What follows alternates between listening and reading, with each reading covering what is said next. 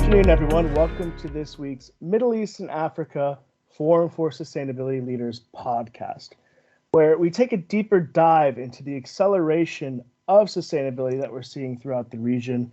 Of course, jumping more into the how questions, how can we turn the dial on this progress with our community of sustainability leaders, which right now at the moment is roughly 1,500 of high-level chief sustainability officers, executives, and directors throughout Middle East and Africa. Of course, the topic that we're covering today is how can technology and smart cities build off each other in the region? We're joined here today with our host, Hazem Nabi, who is the Regional Technology Officer for Middle East and Africa at Microsoft. And of course, our three special guest speakers, Dr. Morgan Eldred, Chairman of Digital Energy, Mohammed Salam, Regional Lead, Smart Cities and Digital Twins, Middle East at Atkins, and of course, Dr. Mohammed Al-Surf, Senior Advisor of Sustainability and Climate Action at Jacobs. Thank you all for joining the podcast today.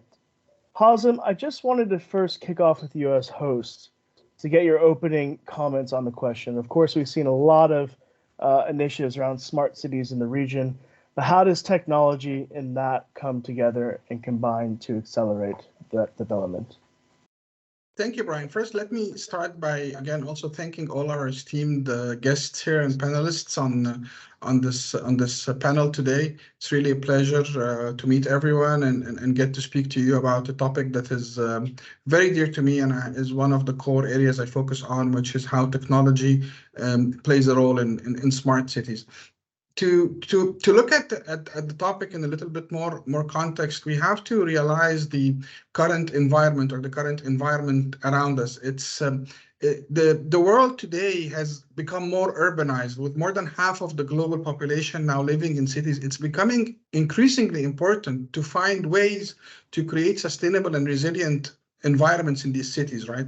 And that's not being made easy by climate change. I mean, resource depletion and the other environmental and social challenges that are all around us are putting cities under tremendous pressure across the region. I also want to recognize the diversity of the region we're in, with the different types of cities. Well, we have smaller, more developed, newer types of cities, and much more older type of larger, very old cities in the region as well, which makes it an interesting blend to look at and understand the requirements and the type of work that is required to really advance on the climate situation in every type of city we're facing today. Technology today plays a big role and has already been playing a big role, I would say, for the last 10 or 15 years at different level in different cities. But today, if you look at the availability of data, of large data sets, of sensors and of communications, telecommunications infrastructures in cities, all converging together, make it a lot more possible for cities to really adopt technologies and specifically technologies that would have a significant impact and a significant effect on the sustainability of these cities. And there are a lot of great examples in the region of what's happening in Dubai or in Riyadh or in some of the other cities around the region as well today in Qatar. So there's a lot of projects going on with different types of flavors, and we've seen a lot of learnings when it comes to implementing technology. But technology alone is also not enough to create a sustainable and livable city, right? We have to be inclusive of the communities that live in these cities and the requirements that they need. They have to sort of like think about how we can more be inclusive to the requirements of the residents of each and every city and how these requirements differ, so that we can incorporate that and reflect that as we think of the next stage of technology or the next stage of solutions that we are thinking to implement, and how this will have an impact on these cities in the short, medium, and long term.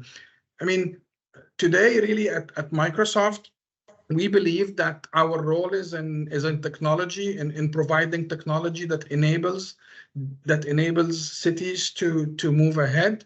But I think let's get started on the conversation, because I mean, the experience and the expertise on this podcast today from all of the experts that come in from different angles to solve the problem, I think is something that I am personally really looking forward to learn from, and to have a dialogue on how we can really intersect technology with the learnings and with the requirements and the experience of all our speakers today. So let's get the conversation started, Brian.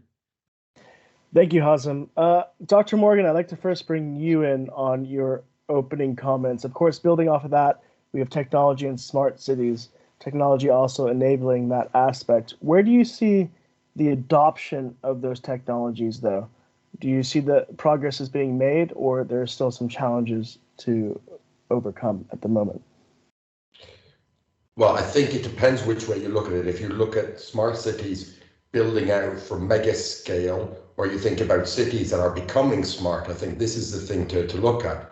In your house, everyone can have a smart house. I mean, in my house, everything from the lock on the door, cameras, sensors, you walk into the shower, it all turns on. That's all smart put into the house, not necessarily at the city level. So I think there's going to be this shift as more and more IoT devices become more publicly available. They're out there more. I feel that a convergence is happening, because historically we used to think about smart cities as, no, you need to build a smart city from scratch. And I don't necessarily am seeing that anymore. I think there's a convergence happening, very much like if you go back to the days between telecommunications and networking, right? And how that kind of converged into one.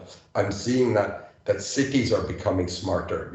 Everyone's starting to get Alexa or Siri in their house, use that. And I'm really seeing that, or that convergence really coming towards that. And I'm, IoT, very basic things, which then extrapolate that to much further and greater use cases that can come. So do you think that's in terms of building smart cities and converging with technology, do you think that's from the bottom up or the top down? So we're talking about the end user at the moment accepting those new technologies. Do you think that that's what's going to drive the change and adoption of those technologies? I do, yeah, because I see more and more, it's becoming more and more prevalent in people's homes. There's more and more benefits that we can get. And I feel that, the consumers will make the cities smarter, because they're going to put more and more technology into it. And then then I want to have lower emissions. I want to have, lower water usage. So I might be able to share my home with your home, my profiles that's there. And this is where I think if you're willing to, it's going to come, right? This is where I think the real drive is going to come is from the people that live in the cities. Mohammed Salam, I'd just like to bring you in, of course, to get your opening comments, if you do want to discuss that convergence of technology and making cities smarter at the moment. Yeah, thank you. And thank you for your esteemed guest. So looking into smart city, if you want to look into smart city, definitely the technology is the enabler. And by saying that, we want to avoid falling into the trap of overusing technology just for the sake of technology. And this is what concerns us now when we look into technology and the adoption rate, and we see that let's do smart homes, let's do whatever, smart street lights, smart, everything becomes smart now.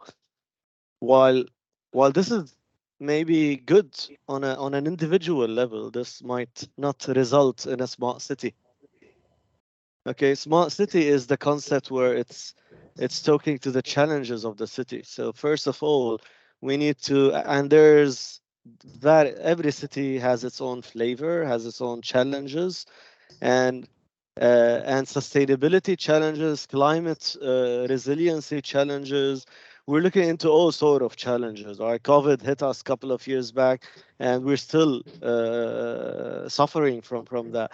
So from our point of view, we cannot call a city smart if it's not tackling those challenges as a priority, and then moving to the luxury part of well, let's do everything. Okay, but before doing everything, we need to focus on the challenges. So and that's now how. Okay, it's a collaborative effort. It's not one man show. We need technology companies like Microsoft and others. We need the government and the authorities to be involved. We need the academia to be involved. We need experts, sustainability and others. So a city to become smart, it's a very, very complex and collaborative effort. And what we see at the moment is that there are ambitions that we want the city to be smart, but the how is kind of lagging here, and the funding for the how, and that takes me to the importance of public-private partnerships and that kind of let experts fit in rather than one company would do everything. So we need all that collaborative effort to see a smart city. You wanted to ask something, Brian, Yeah, before I I just continue? wanted to see is I think that's kind of been a situation for some time when it comes to technology in terms of challenges and understanding what the challenges are. Right. I remember we had World Economic Forum come out not too long ago with the fourth industrial revolution, all these technologies, and it may not have been the best one to implement for your organization or for your overall initiative or for a smart city. You mentioned private-public partnerships. What are some things that you think we can do over this coming year to start zeroing in better on those challenges in which we can apply the right tool to address? Well, as I said, it's awareness is very important now because the drivers of smart cities most probably are governments rather than they are individual organizations. We see smart initiatives on a development level. One developer is coming up with a new town area or a neighborhood, and they have the ambition to make that smart. But if that is smart, that doesn't mean the city is smart. So when we say smart city, that means we want the city officials and the government to be involved and to have the right awareness. We are happy here in Dubai that we're lucky to be in Dubai because Dubai were one of the first in the region to drive that smart city momentum, if you like to say, and we always say there's smart and there's smarter and there's smartest. So that's an evolving story, okay, and that should be understood. You should never implement what you believe is a smart technology or a smart step in your roadmap and stop, because what's smart today after a couple of years is just a normal trend now, and you need to Right. evolve. You need to address the challenges of what's happening after 3 years from now. So I'll leave it to your guests to continue the conversation. So, but Dr. but that's Mohammed, that's that's what I wanted to show off. Dr. Mohammed, I just want to touch on that base. Of course, you're out in front right now, being a big part of the line at NEOM and the project that's going on there, and of course, smart cities throughout Saudi Arabia. I just want to get your thoughts on that kind of being out in front with technology and continuing to evolve and innovate, as well as your opening comments on the overall topic of that convergence between technology and overall making a city more efficient.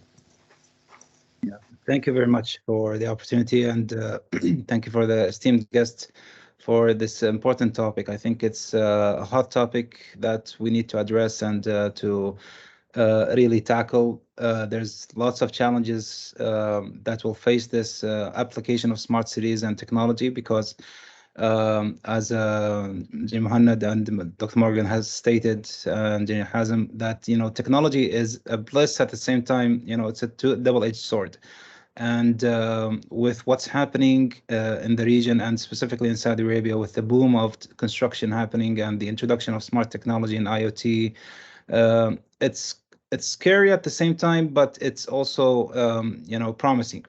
With what's happening in cities like NEOM, for example, it's going to be the smartest city in the world, autonomous vehicles, walkability, health, security, inclusivity, all of that. It's going to happen in that kind of metropolitan area or city.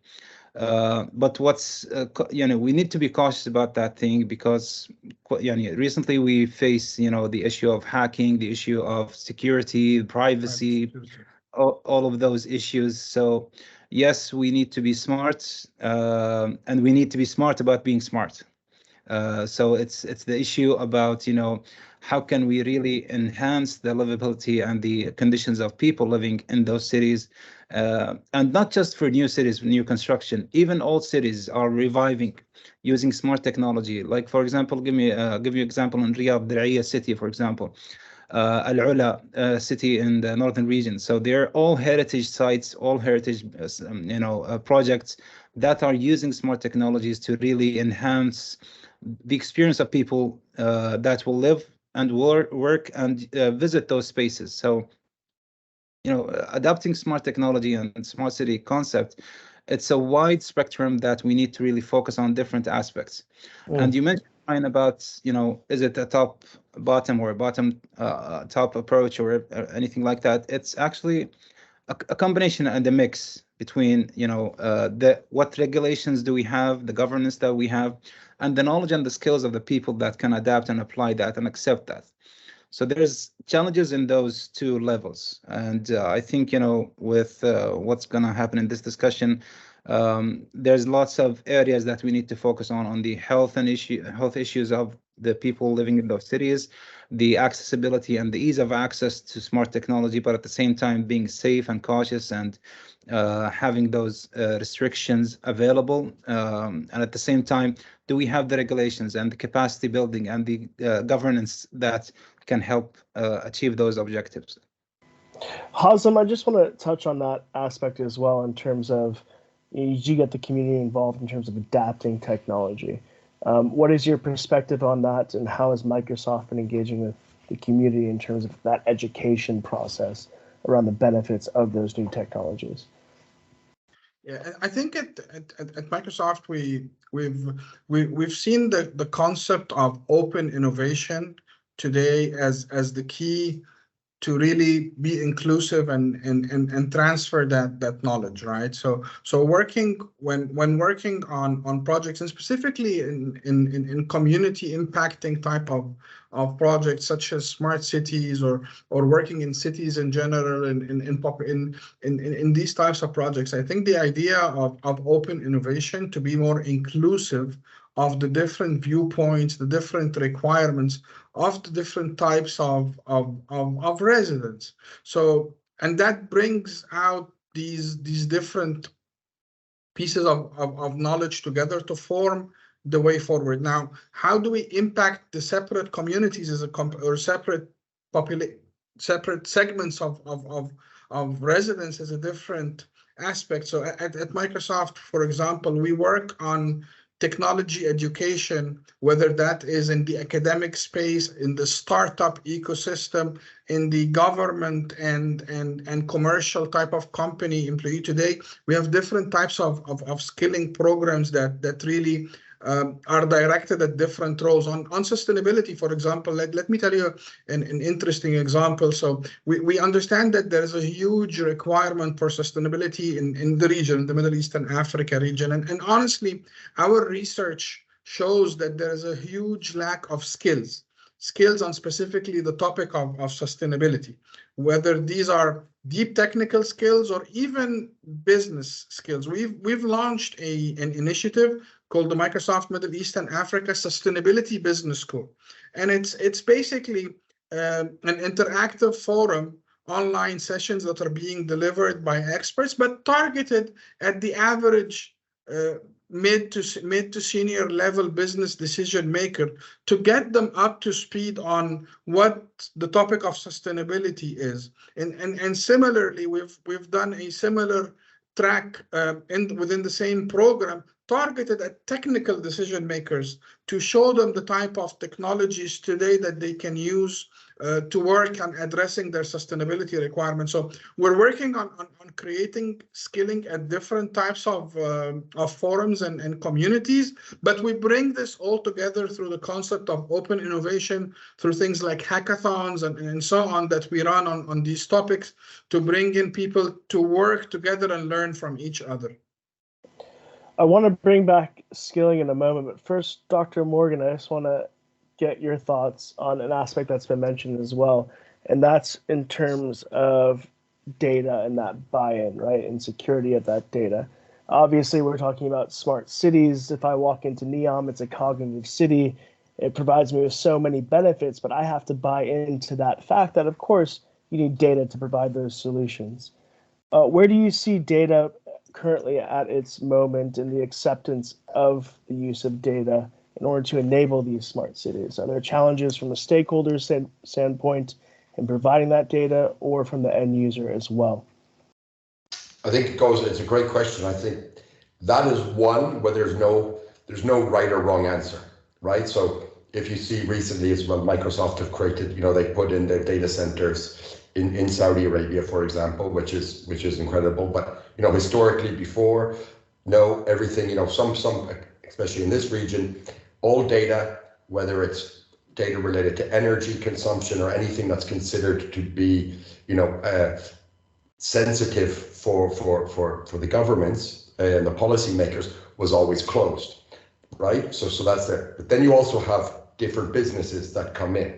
Some businesses might be pro cloud, some businesses might be not cloud. And then you can go all the way down to the consumer. If I like Google, I know there's a cost for my data. If I like Apple, it's typically more controlled, it's safer, it's more with me. So I think that there is no right or wrong answer in this, right? Clearly, the more data we have, the more we can build smarter models on. We can open things up and converge it more. And data is clearly important, right? And is that data about me as a person, my privacy, where I like to go, where my kids go to school, my health? Is it around how my house is working, where I work in the company, is my energy consumption? These things are really, really big. And I think there is no one size fits all, right? But I do think rather than having, or I believe the world will move to more open controlled access. And what I mean by that is kind of decentralized solutions where, certain aspects on data, certain legislation will come. So the EU now has, policies and frameworks that they want to push out on AI, right? If AI is touching this kind of sensitivity, your person, it can make the decision on this, you're not allowed to do it, right? And I think that's what's going to happen. But I think we're really we're a long way to go from the output of the data. I think we're still trying to figure out sovereignty of the data, who controls it, where it goes. And by the way, if we have these big data centers, there's a lot of energy efficiency, there's a lot of energy that they take. They need to be positioned in a smart city in the right place. They need access to the right materials. You need people who are educated, who are going to work there, not to be, 300 miles away, right? So all of this needs to be controlled. So I think the way that we may start looking at it is data becomes like an infrastructure, right? So if you think historically how infrastructure was, whether it was sewage, whether it was power, transmission lines that came in, I think this is how we'll start to look at data and how we start to look at data centers and the infrastructure around it. Mohammed, I just want to bring you in on that as well. Of course, creating many solutions for smart cities and digital twins as well. It requires a lot of data. Where, your comments following Dr. Morgan's comments on that, where you think things are. And then also working across multiple teams in order to create solutions, touching on that skill set that's required in order to do so and that gap that needs to be filled at the moment. Yeah, thank you for that. I believe I'll refer that back to, if you want to really buy in, to get the buy-in of people, we need to tell them the story of what we're doing, and that has to link to the challenge that they are facing. So if you want a city that have safety at the frontier, then this is the solution. And to have this solution, we will need this technology. So there's a story behind why we are gathering data and what are the tools that we are using to gather data and what are we doing with the data after we're analyzing So that story should be a compelling story, and that should in a way be digested by the people so they can trust that, okay, they know that Muhammad Salam passed in that street, but then that data became null and it's deleted. It's used just in time to see if that Muhammad Salam is blacklisted or not, for example. But then that's deleted. That's not used later on to see, well, Muhammad Salam goes every Saturday night to this place. So just for an example of privacy. So it's a sensitive topic. It's as Dr. Morgan said, there's no clear yes or no or right or wrong here, but the more we're able to raise the awareness to people why we're using technology here and why we want to get that data and how this links back to your quality of life that you're trying to live in that city, which have no theft, no whatever. So all that is a compelling story. Now, it's I've been in workshops with data scientists, and there is notion what we try to avoid, which is called data hunger, right? The more you start using technology, the more data will come to you, and that will try to create a lot of ideas for, okay, why don't I save this data and I use it with that data and I correlate and do some trend, and that's, if it's not controlled with policies for data privacy and governed correctly, that is what will lead to people being fear in that city that we're transparent, everybody knows everything about us. Okay, nobody likes that, obviously, and that comes against the smart city, because eventually you want the smart city for the people living in the city. You don't want the smart city just for the sake of technology. We want the smart city where the people are engaged in it. And if people are afraid of it, then they are not engaged in it. So we want to avoid that. Now, the skill set, I believe we have a lot of skill sets. We have in terms of analysts, and technology is there. So let's start with the layer of technology. Technology is there and it's evolving. Data capacity is there. Now, But in terms sustainability of that angle, skill maybe. set of sustainability crossover, right? Yeah, that's what I want. I believe Dr. Muhammad Asrf would tell us more about the sustainability angle of that. But in terms of skill set, I believe we do need subject matter experts across the fields of the city to tell us what are the various datas and for how long shall we keep that data that we need to tackle those challenges that we are talking on. And that should be the basis of gathering data, saving data, or releasing the data, getting rid of it. Dr. Mohammed, I just want to bring you in on that as well, of course. Obviously, in these new smart cities, as we mentioned, data is required. What your thoughts are on that, but also you're at the convergence of both technology and sustainability, even looking at your background as one of like the first sustainability leaders to be certified internationally in that space. Where do you see that crossover going, and how do you think we can help continue to build that? Yes, thank you. A very important question. I think using what data can offer in the Industrial Revolution 4.0 and going through the 5G and AI and all of that, I think sustainability can really get more advancement in terms of skill and capabilities of the people. On a personal scale, I've been facing this challenge for the past decade or so in terms of public awareness and the need for education, need to spread the word and everything like that. Even quite recently, yani, I found the need to disseminate that information to a very simple book called 10 Steps to Become a Sustainability Professional. And I listed many, many tools there to make it simple for people to really grab the information and help us in that movement, using different platforms, using different certifications, using different third-party verification bodies, and so on. I think, going with different organizations that can help in promoting that. I'll just give you an example. You can see in the background, as I said, in Jacobs, there's a concept called Beyond Zero. So, focusing on what Microsoft is offering in terms of the education platform they have. So we have the tools available. As I said, the problem is really getting people to attend those programs, making them appealing to them, working with education institutions, universities, and so on. Being myself a previous university faculty, I found that students and even professionals are really eager and thirsty for that knowledge. They just need the guidance. They just need the direction to help them in that area. So using the data, using the information that we have, using smart cities, using the mobile apps that we have, there's more tools that we can really spread the word and make it easy and accessible for people to appreciate and to make a difference with us. I'll just give you a simple example of how sustainability can improve in a city scale. Riyadh city, for example, is going to be reaching 15 to 20 million in population from 7 million now. So we're talking about a huge boom coming into the region.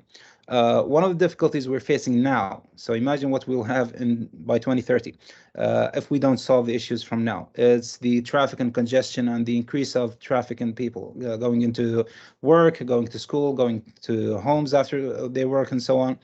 So one of the government initiatives that's going to be in play is really using the smart technology, using apps to help people, guide them in different routes, for example, to help them identify where the congestion is so that they can plan. Where do they go? What time do they leave their work? What time do they leave their houses? So that's just a simple example of how smart technology can really help in cities nowadays, and how we can really implement it in the infrastructure for the future, not so far, by 2030 or beyond.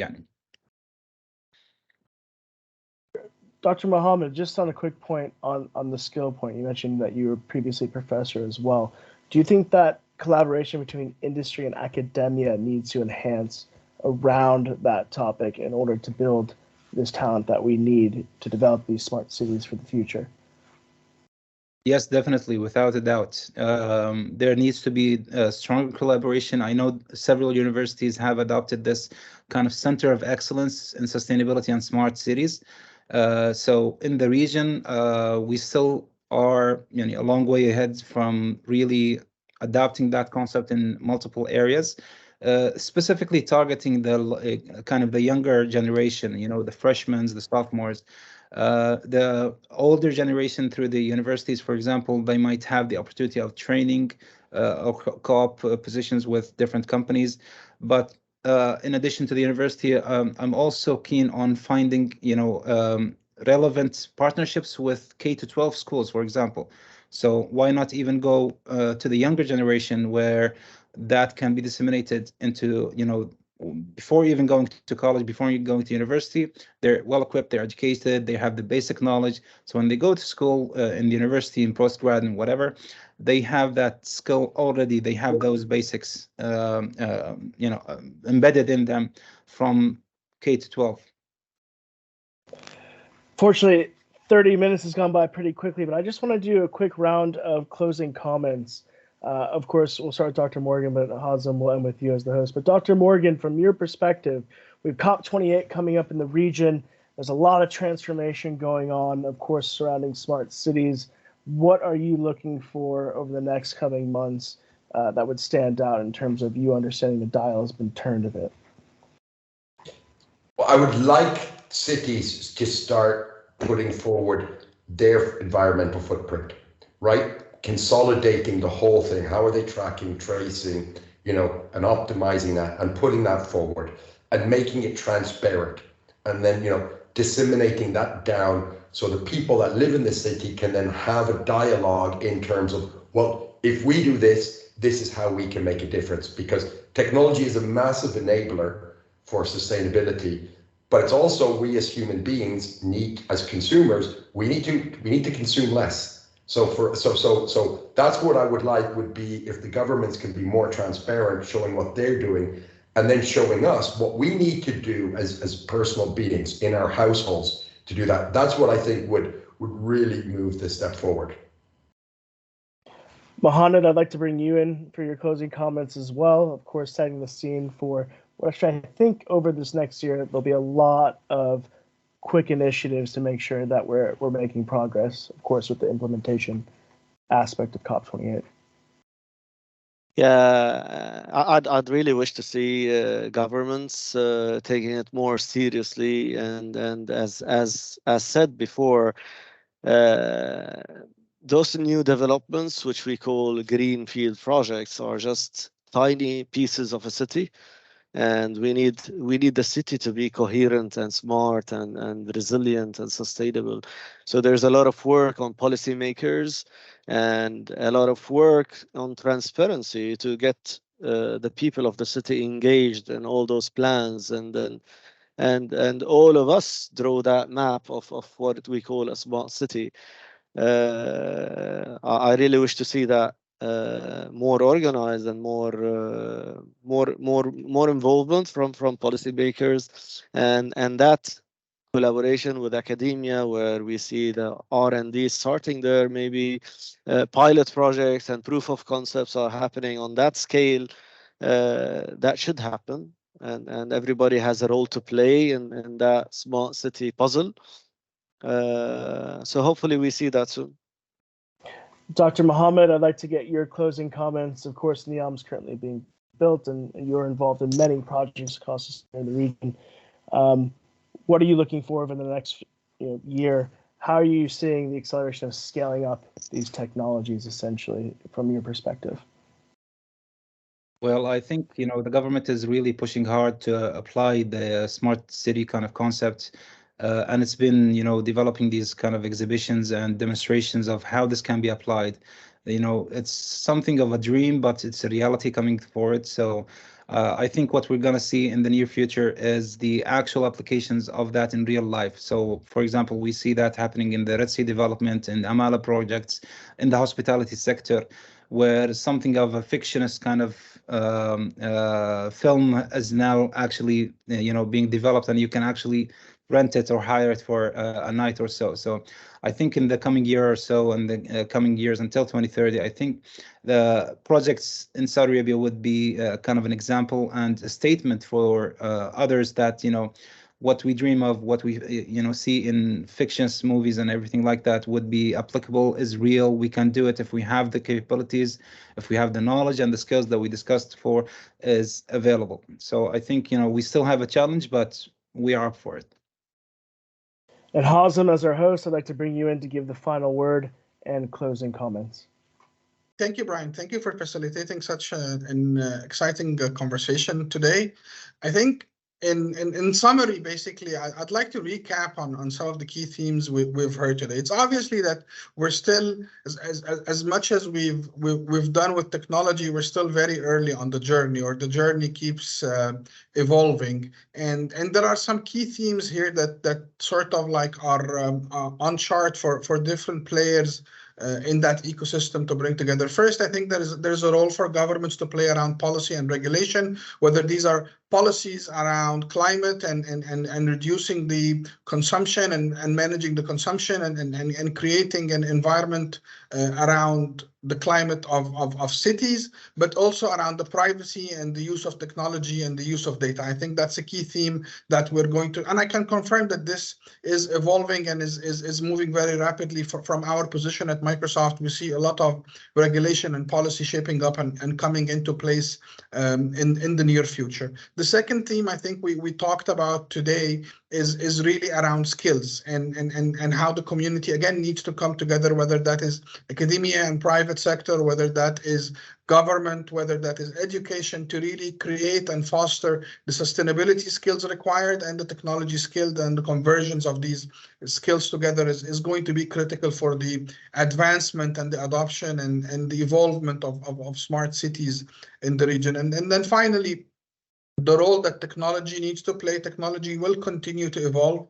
I think we see a lot of opportunity to really adopt technology, but I think we all also agree that technology needs to be for a purpose rather than just for the sake of technology. I think I like the comment when we say technology to make an impact, technology to impact lives in cities rather than technology for the sake of technology. I think these are some of the key themes today. I really want to thank all of the panelists that joined us today on this webcast, and I hope that to our listeners, you find it enjoyable and insightful, and we look forward to more conversation on the topic. Thank you all.